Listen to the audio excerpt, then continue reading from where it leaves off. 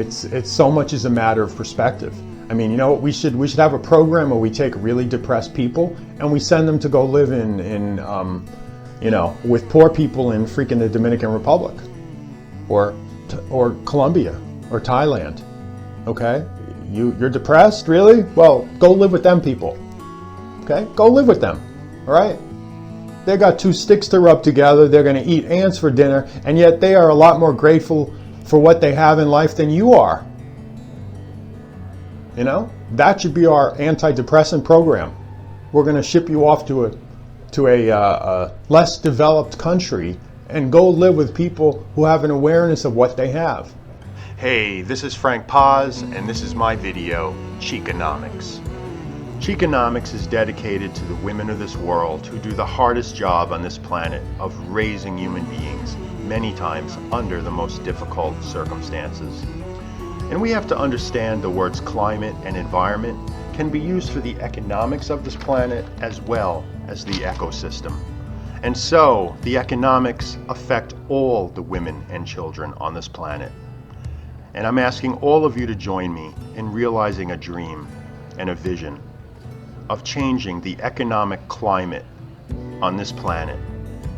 One where the distribution of wealth is distributed more fairly, so the women and children on this planet are better cared for. I'm asking millions of you to join me in helping giant profitable companies like Apple divert some of those profits back downward to all the little people who make those products possible. It is simply asking Apple and thousands of other giant corporations to do the right thing and be good global citizens. And I'm asking all of you to take a little bit of your time and help me do this by helping Apple, Samsung, Nike, and other giant companies see the light and know that us buying their products is going to be dependent on how well they take care of the little people who make those products possible. It's not really that much to ask of you, people. Everywhere. The minimum wage in the Dominican Republic is $1 an hour. The minimum wage in Colombia is a little bit higher. It's about $1.50 an hour. The Dominican Republic has the lowest wages in Latin America. And do we wonder why it is a major hub for prostitution?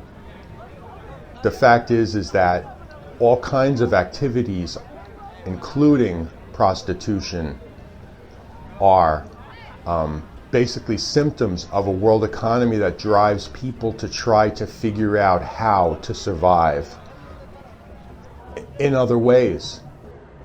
That women doing sex work around the world, virtually everywhere, is a symptom of a world economy that has driven down wages, that demands wages to be incredibly low virtually everywhere.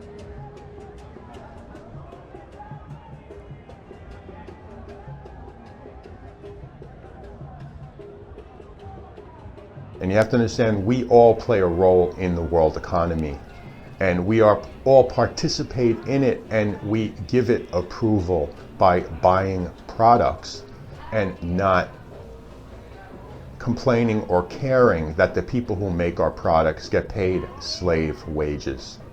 $1.50 an hour is slave wages. Yes, people can learn to live on that amount. One woman who's a friend of mine, and she's not a sex worker, she works in a restaurant as a waitress. She goes to the university in Cartagena, and she told me, you could die on the wages they pay you here. Okay? And now I want you to understand again, this is not a criticism of Colombia, because you have to understand that this is not much different. The circumstances are not much different in Thailand or, you know, the Dominican Republic. Colombia has median wages. Colombia's wages are higher than Mexico's, and I think Argentina has the highest wages in South America, which are really not much higher than, you know, Colombia. So, you know, wages are driven low by the world economy. You know, the first democratically elected leader of Guatemala was overthrown by the CIA in the 1950s. The first democratically elected leader of Iran was overthrown by the CIA in the 1950s. And the point of that is that the United States has wielded an incredible influence on Central and South America and made sure that any leader in that region was one that was going to toe the line, the economic line of keeping wages low for giant companies like United Fruit, so that they could exploit Central and South America as much as possible. The immigration problem that we have in the United States today of people coming across the border is because wages are so low in Central and South America, people cannot survive.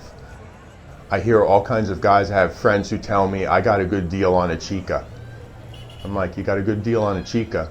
See, I have a problem with that, because guys want to go out, blow $100 on a hotel room, go out for steak dinners and drinks, and then they want to get a good deal on a human being who's supporting her kid. Well, I'm sorry. You want to save money? Stay at a cheaper hotel. You want to save money? Don't drink. You want to save money? Eat at a cheaper restaurant. That's how you save money. Be good to your Chica, okay? She's probably supporting her whole family in Venezuela. Spoke to one young Colombian woman and asked her about her options for changing her life if she wanted to stop doing sex work. And she said, yes, it would be difficult, but I could find a job. But she said the wages that I would be paid would force me to live like an animal. Like an animal. Let's envision, imagine, and create a world that's one of shared prosperity and mutual goodwill everywhere. Let's let go of the old patriarchal thinking and the limitations and fears of the world. People having to hoard huge amounts of money is all based on fear and control. Now, any world that's based on fear and control is always going to be a negative and bad thing.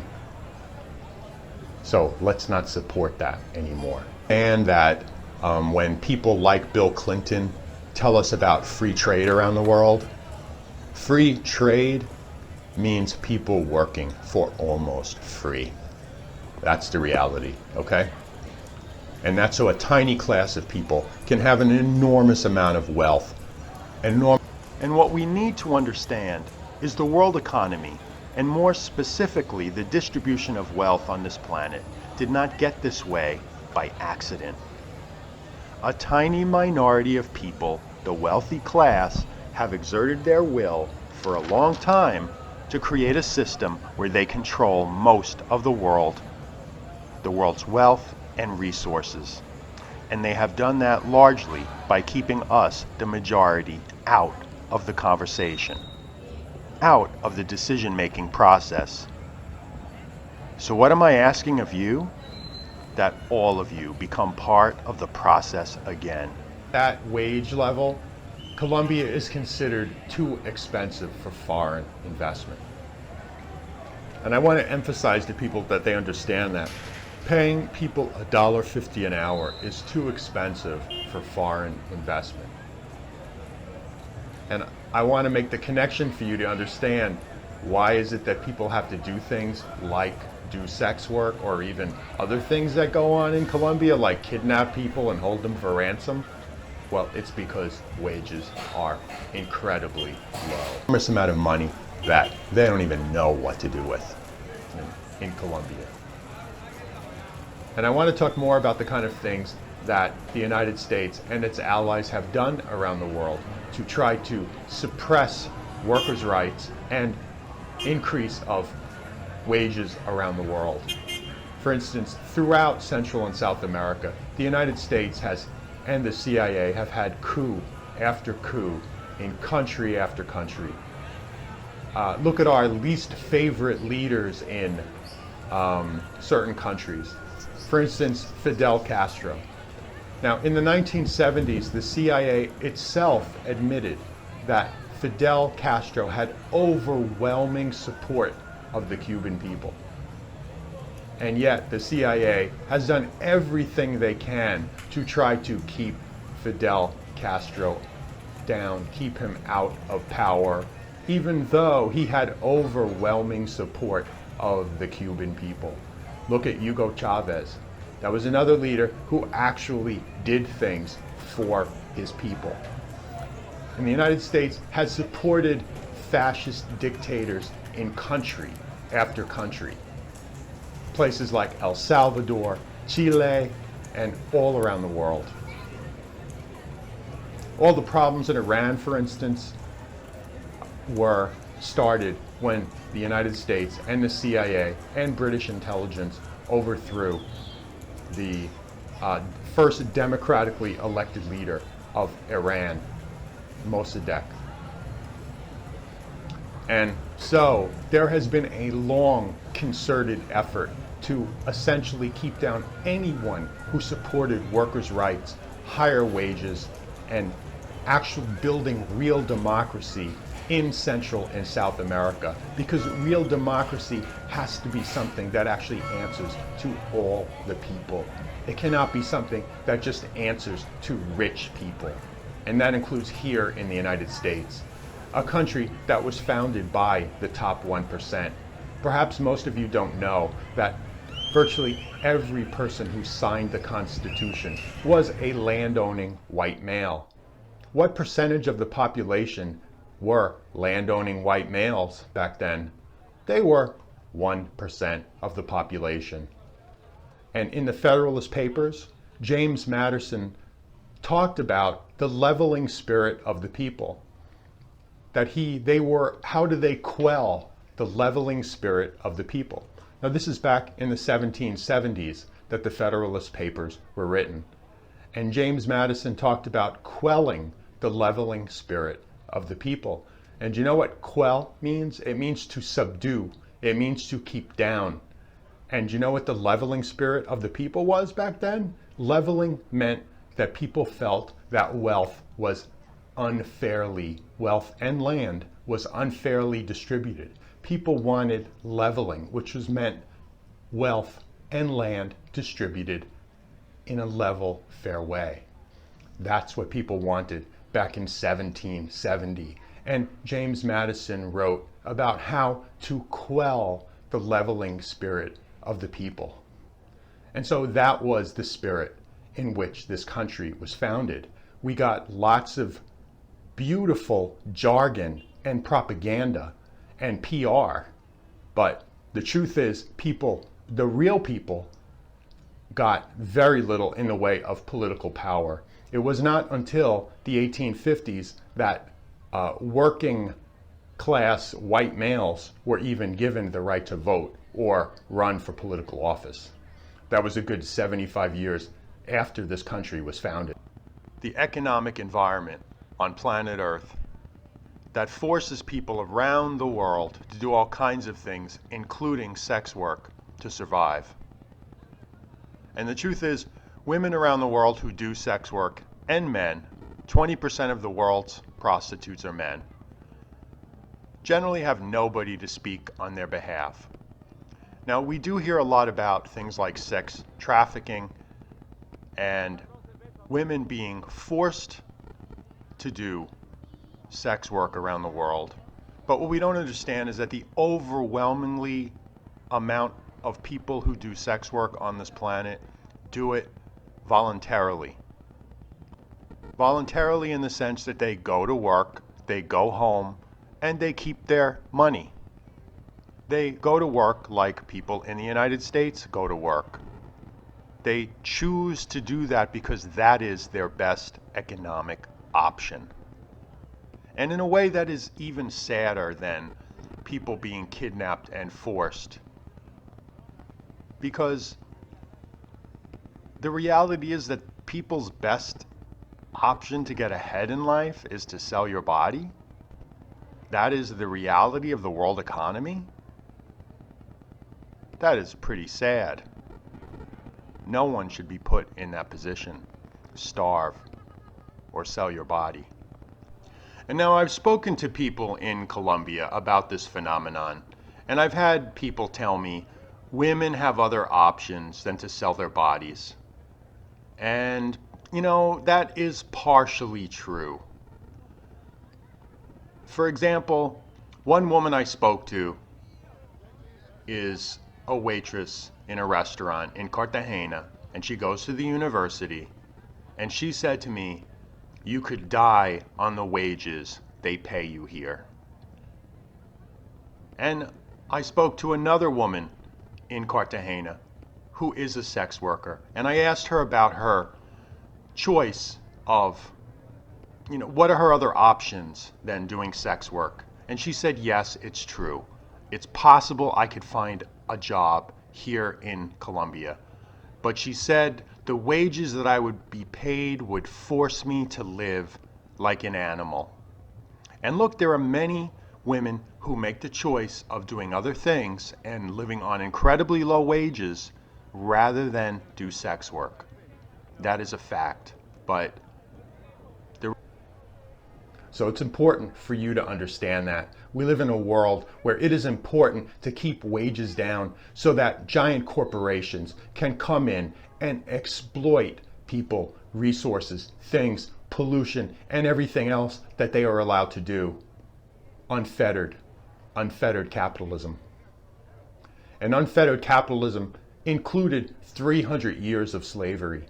Unfettered capitalism meant that owning human beings was okay if that helped you get ahead in life, if it helped you prosper, if it helped you get fat and rich. That is unfettered capitalism.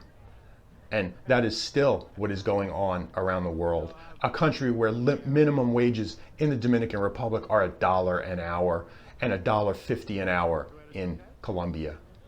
Those are slave wages. And you have to understand those women who are not willing to work for $1.50 an hour are actually strong, smart individuals who know that they deserve more in life, even if they have to have sex with tourists.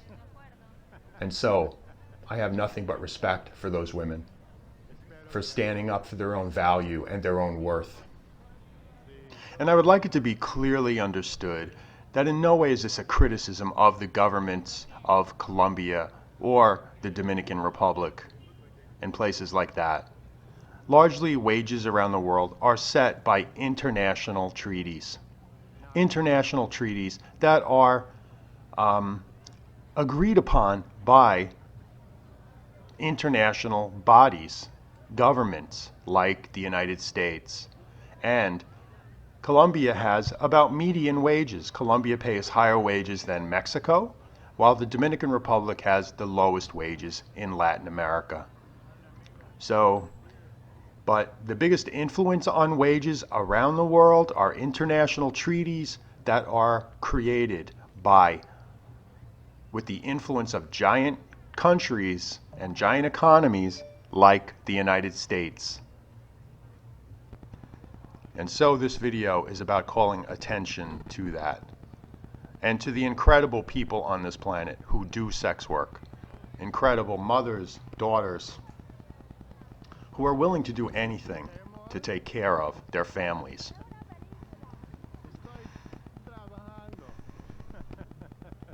And to me, those people only deserve incredible respect from us. And we have to understand the forces that put people in that position around the world. The economy is very much like the ecosystem. It is like an environment, the economic environment on this planet. And so if something, for example, if a city has pollution, well, the pollution affects everyone. And well, if a city has poverty, well, poverty affects everyone. And in indirect ways, it affects people with money also. And for example, the forces that drive women especially to do sex work are things that we don't really realize in countries like the United States. For example, we have social programs to take care of our elderly, our parents. But in many countries around the world, they don't have anything like that. In Thailand, in Colombia, you know what? Your children are supposed to take care of you. They're supposed to take care of grandma. There is no government program to take care of you. That is why people have big families in many countries, because if you have 8 children, that is 8 children to take care of you when you get older. So the world environment is a very different thing. And a lot of people don't realize the kind of pressure that can be on a young woman who is out there and willing to sell her body to help feed grandma. And so for me, Chicanomics is about women around the world and economic injustice and the economic environment that forces them to do all kinds of things to survive and take care of their families. And women are a particularly vulnerable population because in many cases they are the ones who the responsibility for taking care of their whole families is on their shoulders. And especially if they have children. Well, if you don't want to sell your body, but the choice is your kid's going to starve or you have to go out and sell your body, well, what are you going to do? And, well, that's the reality of life for many people around the world. And we have to understand that a world economy where most of the wealth on this planet is in the hands of 1% of the population, what kind of environment do you think that creates for everybody? That we allow giant corporations like Apple to pay people $1.50 or $2 an hour to assemble phones? That we pay people those kind of wages to make our Nike products? That is something that we have a voice about. What do you think would happen if millions of us demanded that Apple pay fair wages to the people who assemble phones around the world? What do you think Apple would do? How do you think they would respond? But you see, most people are just too busy. And so, the biggest reason why people around the world have to sell their bodies on this planet is the terrible distribution of wealth. And we all are participants in the world economy, and we give it strength. We give it approval. Essentially, we are the pimps out there that force people around the world to sell themselves to survive. How's it feel to be a pimp? How's it feel to be a slave owner? We have people making our phones and clothes for us for $1.50 an hour. And so you see, essentially we who can afford to buy those clothes are the enfranchised, and those people are the disenfranchised. And yet, you have nothing to say about that. And a lot of people are outraged by, for example, the terrible historical injustice that African Americans have experienced. And well, you know what? Now you are the slave masters, and slaves and people earning slave wages are making your clothes, your shoes, your phones, your watches. And what are you doing about it? Nothing. You're too busy looking at scantily clad women on Instagram to care.